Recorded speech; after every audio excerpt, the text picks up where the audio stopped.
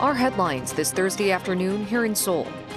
We're seeing inflation pick up pace yet again here in South Korea. Consumer prices, mainly for gas and groceries, rose by 3.7% in September, which was the biggest on-year increase in 5 months. Earlier this morning, Japan started the release of its second batch of Fukushima wastewater. Seoul will send another team of experts on site to monitor how Tokyo will discharge another 7,800 tons over the next few weeks. South Korea's men's football team is getting closer to the third consecutive gold medal at the Asian Games. Korea beat Uzbekistan in Wednesday's football semifinals. Team Korea also picked up its first gold in archery along with more medals in high jump and wrestling. Welcome to Thursday's edition of the Daily Report. I'm Shin-Yun. We start with South Korea's inflation picking up pace yet again. Last month, consumer prices rose 3.7%, marking the biggest on-year increase in 5 months. Authorities, however, expect prices to stabilize by this month. Park Kwon-woo starts us off. Consumer prices in South Korea saw their biggest jump in 5 months in September. According to Statistics Korea on Thursday, the Consumer Price Index, a key gauge of inflation, rose 3.7% year-on-year last month, mainly due to high prices for oil and agricultural products. The cost of petroleum products had dropped almost 26% on-year in July, but rising oil prices in recent months pushed the on-year drop to 4.9% in September, significantly affecting inflation. The CPI has been plunging since January this year, when the index was 5.2%, the highest in 2023, dropping as low as 2.3% in July. It rose to 3.4% in August and again in September to 3.7%. Core inflation, excluding volatile food and energy price changes, also jumped 3.3% on year in September. At an emergency economy meeting in Seoul on Thursday, Finance Minister Chu Kyung-ho said that inflation will ease as seasonal factors such as heat and heavy rain are no longer a concern. Along with slowing service sector prices, which are usually a major factor for inflation, and core inflation remaining at the 3% level, inflation is expected to stabilize from October. He added that the ministry will do its very best to stabilize inflation amid uncertainties. But as price uncertainty remains due to factors such as the recent volatility of oil costs, the government will remain on alert to try to address rising prices through all means. Park Kwon-woo, Arirang News. As economic uncertainties grow both at home and abroad, the South Korean government will strengthen efforts to boost the high-tech and maritime sectors.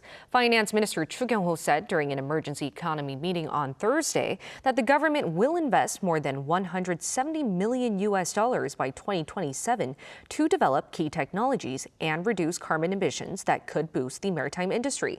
Some key technologies include AI-based port operations and telehealth solutions for maritime workers.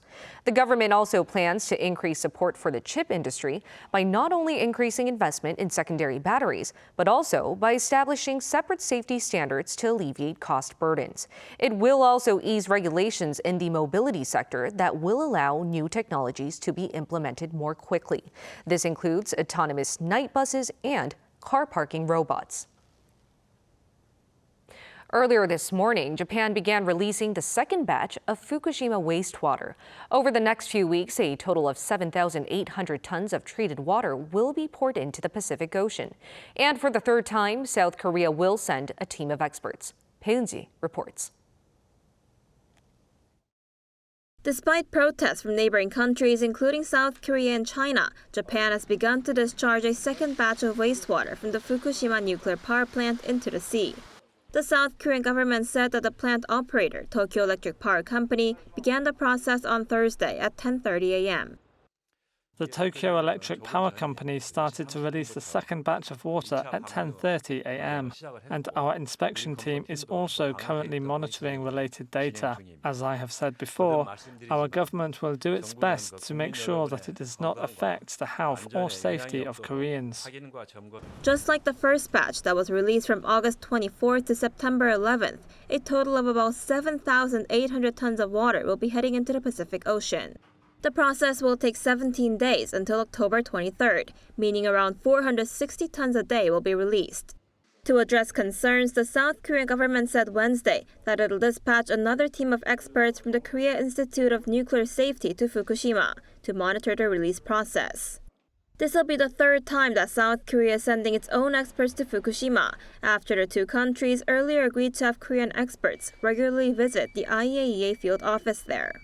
And just like the previous two dispatches, the government said the team will visit the IAEA field office as well as facilities in the plant to make sure that the second batch is discharged properly. But it did not give further details, including when they will depart or how long they will stay in Japan. If all goes as planned, Japan will discharge about 2% of the wastewater stored in the Fukushima power plant by March next year. A total of 1.34 million tons of water, enough to fill 500 Olympic-sized swimming pools, will be discharged over the next 30 years. 배은지, Arirang News. South Korea and Japan also held vice-ministerial talks today in Seoul as a follow-up to a historic leaders summit held in March. Seoul's first vice foreign minister, Jang Ho-jin, and his Japanese counterpart, Masataka Okano, met at South Korea's foreign ministry, where they held a strategic dialogue. The talks appear to have focused on a wide range of areas, such as bilateral relations, as well as regional and international issues. It was the first meeting of its kind in 9 years, as talks had been halted since 2014 due to deteriorating relations. Seoul's foreign ministry said Thursday's meeting is expected to provide an opportunity to discuss ways to deepen Seoul-Tokyo cooperation, especially as relations between the two continue to improve. A common agenda discussed almost every time among South Korea and its allies is the security threat from North Korea. South Korea's defense ministry on Wednesday sent out a warning to Pyongyang that it will face the end of its regime should it use its nuclear weapons. This comes as the North has reinforced itself as a nuclear power in its constitution. Our defense correspondent Choi Min-jung reports. Seoul's defense ministry has warned that should North Korea use its nuclear weapons, this would bring about the end of its regime. Wednesday's warning comes after Pyongyang last week enshrined its status as a nuclear power in its constitution. The ministry said South Korea's military possesses a joint Seoul-Washington readiness posture that can overwhelmingly respond to any attack from North Korea. It added such threats to peace and stability will further isolate North Korea from the international community and worsen the suffering of its people. Pyongyang's constitutional amendment stated its ambition to advance its nuclear capabilities, reinforcing that denuclearization is not up for discussion. In fact, North Korean leader Kim Jong-un vowed to accelerate nuclear weapons production to deter, quote, U.S. provocations. The regime's state-run media reported on Wednesday that North Korea's defense ministry criticized the U.S. for describing the North as a persistent threat on its new strategy on countering weapons of mass destruction. It added that the world's biggest threat from weapons of mass destruction comes from none other than the U.S. The ministry accused Washington of increasing nuclear threats, referring to the joint military drills with South Korea and the deployment of its strategic nuclear submarine near the Korean peninsula. On that note, the North Korean military pledged to counter the U.S. military tactics with the most overwhelming and sustained response strategy. Though such a response from the North is not unusual, the latest exchanges come as there are growing concerns that North Korea and Russia are pushing for an arms deal. Choi Min-jung, Arirang News.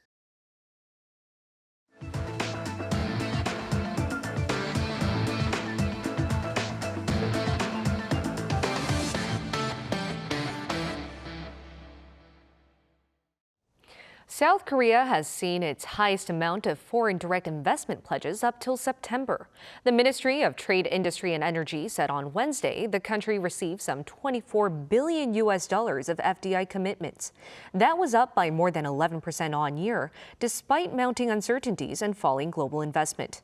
The ministry pointed to how most FDI pledges were in high-tech sectors.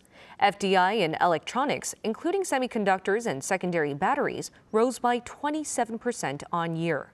Investment in the service industries also soared, with finance attracting more than 107% and the lodging and restaurant sector soaring nearly 230% compared to last year.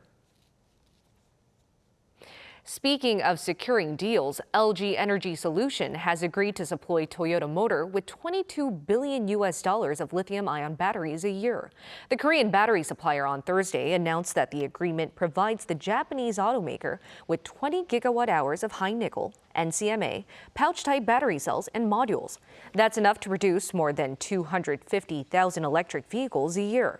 The contract is LG Energy Solutions' largest single supply agreement, excluding venture agreements. LG Energy Solution plans to invest $3 billion in its Michigan battery plant facility to produce these batteries. Moving on to science, 2 Americans and a Russian scientist have won this year's Nobel Prize in Chemistry for their discovery of quantum dots. Their breakthrough is expected to help drive a revolution in nanotechnology. It's worth noting, though, that the announcement came after the result was leaked prematurely. Lee Seung-jae has the details.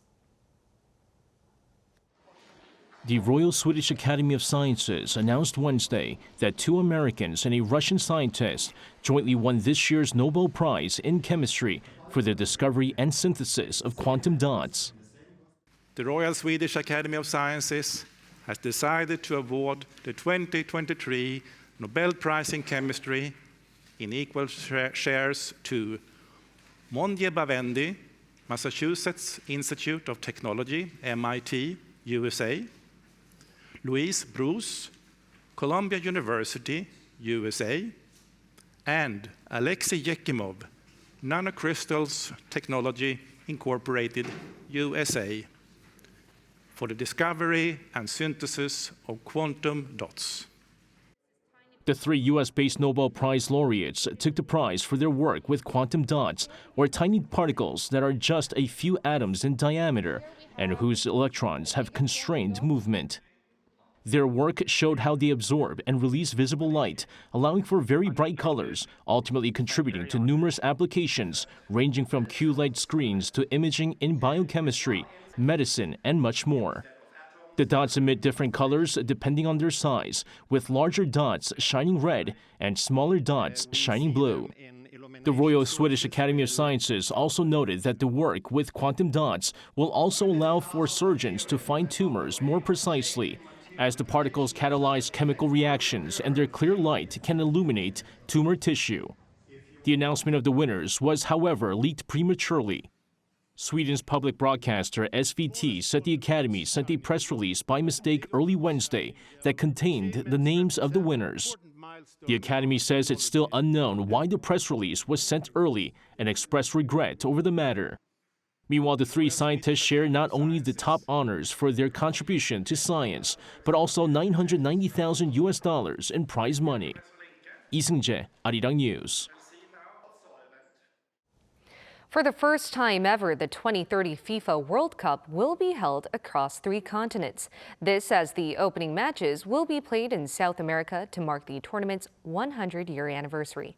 An Sung-jin reports.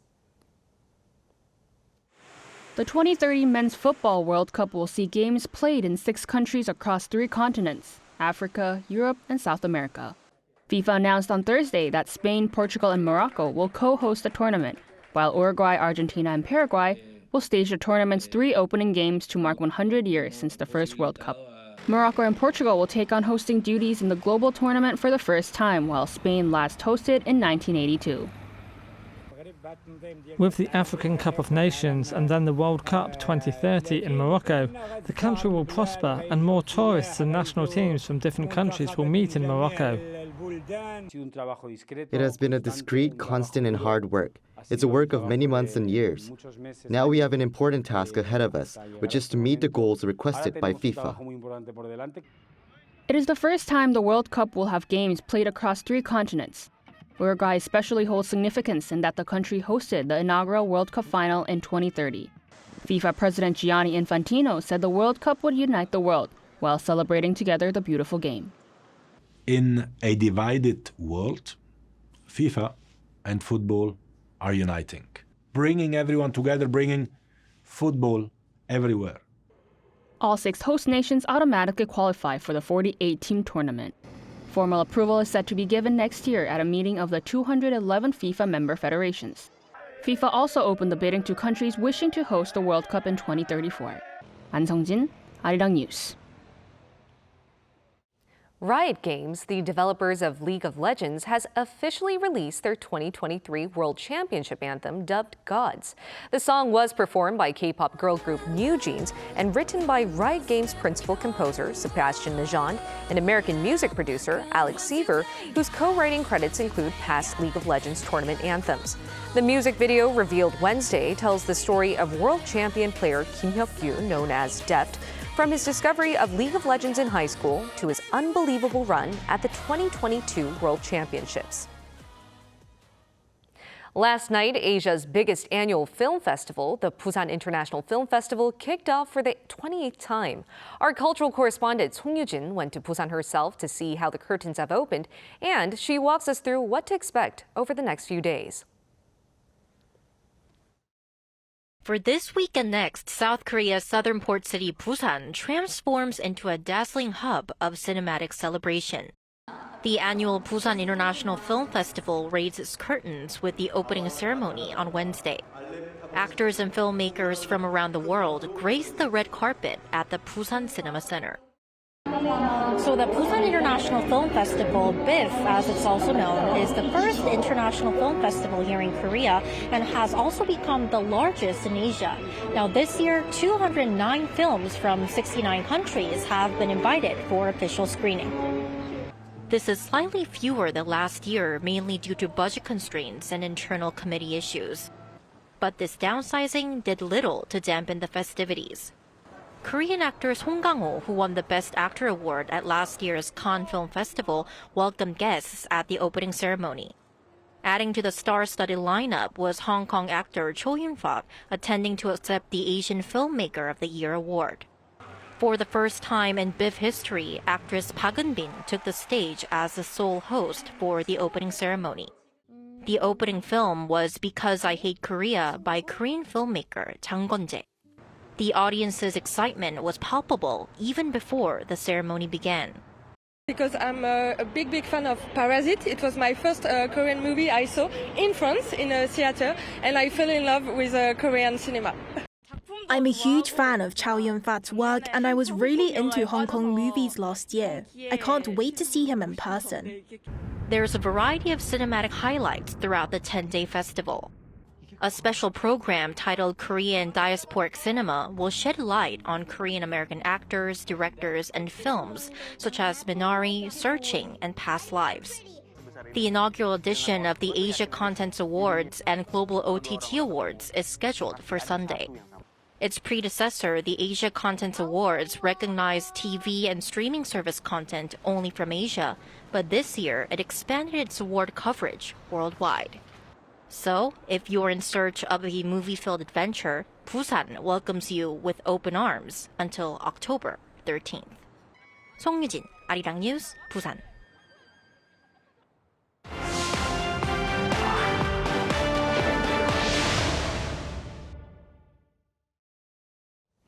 Now at the Asian Games in Hangzhou, South Korean men's football team clinched its ticket to the final, defeating Uzbekistan. Team Korea also picked up its first gold in archery, along with more medals in high jump and wrestling. Our Matthew Ashley has the details.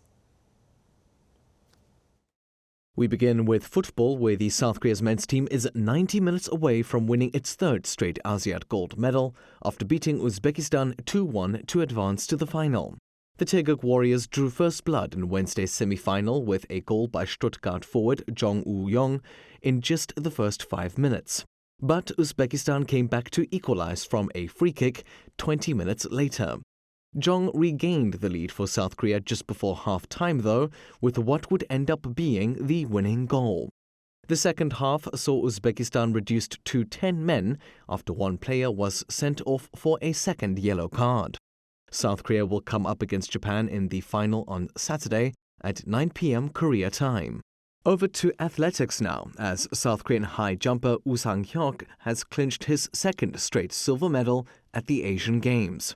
Woo jumped 2.33 meters on Wednesday to finish ahead of Japan's Tomohiro Shino, while three-time world champion Mutaz Barshim of Qatar claimed the gold. Woo cleared 2.33 meters on his second attempt. but the 27-year-old failed to get past 2.37 meters. Wu's result comes after a difficult season, battling heel problems and a sinus infection. In archery, South Korea picked up its first gold medal of this year's Asian Games in the recurve mixed team event on Wednesday, beating Japan in the final. Korean duo Im Si-hyun and Lee Woo-seok beat Japan's Satsuki Noda and Takaharu Furukawa by a score of 6-0. It's the Korean duo's first Korea Asiad gold medal. The result marked Korea's second archery medal of the day, after So Chae-won and Ju Jae-hoon won silver just a few hours earlier, losing to India in the compound mixed team final. Meanwhile, both gold and silver will be up for grabs on Saturday in an all-Korean final in the women's individual recurve event between Ansan and Im Si-hyun. And finally, in wrestling, South Korea saw its first medal in the discipline after wrestling ace Jong Han-jae won bronze in the 60-kilogram Greco-Roman category. It's the 28-year-old's first Asiad medal. He beat Islamkhon Bakhramov from Uzbekistan in the final by a score of 5-4. Greco-Roman wrestling is one of several forms of amateur competitive wrestling. This style forbids holds below the waist and emphasizes throws. Matthew Ashley, Arirang News.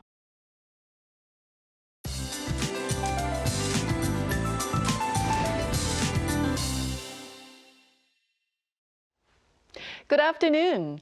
It was just a month ago we had frequent rain with high humidity and heat in the 30s, but just about a month later, it has become dry and crisp under sunshine. Well, after sudden downpours yesterday, the air has gotten even chillier, and many parts of the country had the chilliest temperatures of the season, dropping below the freezing mark on Seoraksan Mountain this morning. Unseasonably cool and blustery day ahead for us. Highs are also be about 4 degrees lower than yesterday. And then tomorrow we are waking up to another chilly morning. Plenty of sunshine with clear skies nationwide today. So as long as you dress warmly, it's a good day to spend some time outdoors. Seoul gets up to 19 degrees. Chuncheon, Gwangju at 20 degrees this afternoon. Now this time of year can be a roller coaster, so do dress accordingly and take good care of yourself. Temperatures will return to norms this weekend with rain in the forecast on Jeju, the south coast, and east of Gangwon-do province. That's Korea for you, and here's a look at the international weather conditions.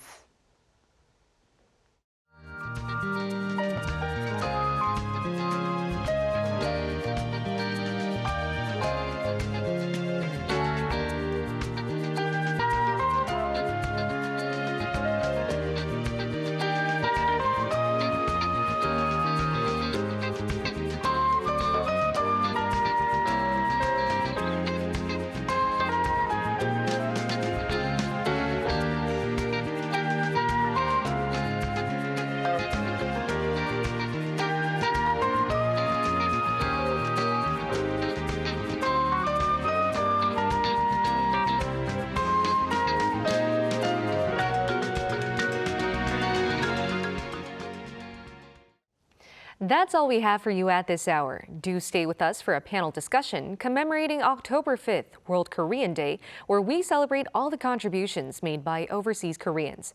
As for the Daily Report, we'll see you again at this time tomorrow.